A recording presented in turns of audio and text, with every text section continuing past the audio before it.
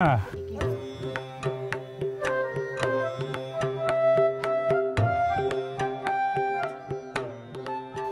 রে, ওই দিনে তো সুরজ ভাইয়ের কাছে ধরা খাইছে।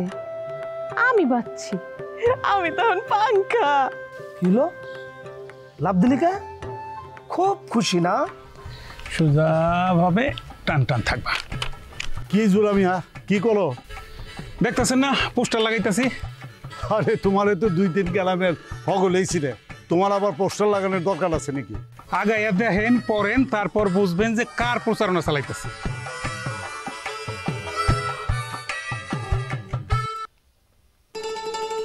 মূল্য ছাড়, মূল্য ছাড়, মূল্য ছাড়। সুরজ এখন মাত্র 3 লাখ টাকায়। কি বুঝলেন মাস্টার সাহেব? না, বুঝলাম যে কাপড়ের দোকানে মূল্য ছাড় হয়, আবার জুতার দোকানেও মূল্য ছাড় হয়, কিন্তু মানুষের যে মূল্য ছাড় হয় এটা তো জীবনে প্রথম দেখলাম। আল্লাহ জানে এই 2 চোখ দিয়ে এই দুনিয়াটাতে আরো কত কিছুতে দেখে যাও লাগবো। লাগাও লাগাও, পোস্টার লাগাও।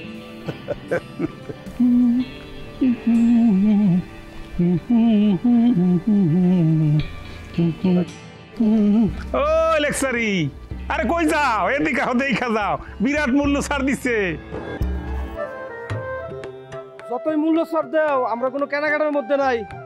লেকচারিয়ন মোবাইলের দাম দেয় আছে। আরে হই দেখা যাও, নাইলে কিন্তু সত্যি সত্যি ধান্দা খাইবা। করো কেনাকাটা লই কথা কইলো তো আমগো জোরা ভাই, ঘটক মানুষ আহো। হ্যাঁ,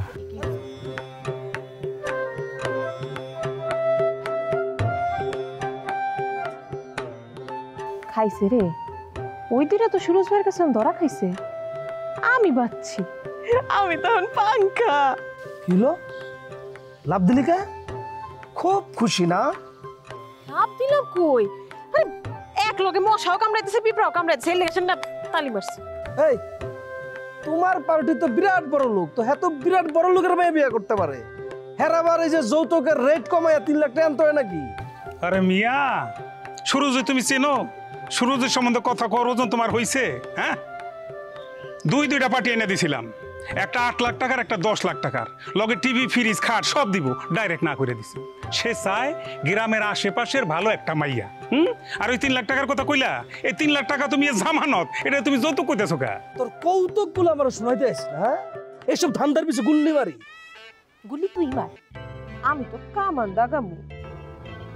এলেক্সা চল। গুল্লি মারে।